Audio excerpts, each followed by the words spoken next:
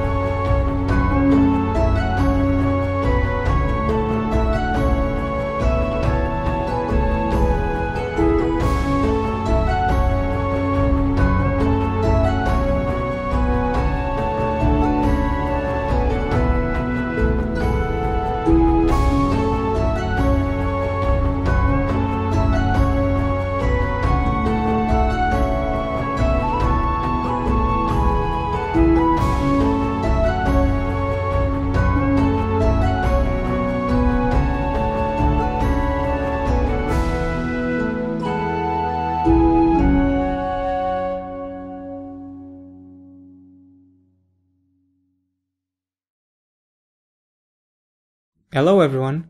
I hope you have enjoyed the time-lapse, and I also hope that 2017 is being amazing for you. As for me, I decided to start off the year by investing in a new microphone for my YouTube channel, as you probably have, or at least I hope you have noticed by now. But now it's time for a progress update. The first thing that I should talk about is something that I actually forgot to mention on my last episode, which is the waterfront walkways that follow the coastline of the river, which I then provided access by placing a curved cement road. On this episode, I decided to do the same thing and place some walkways that separate the park from our leisure district that's on an elevated area.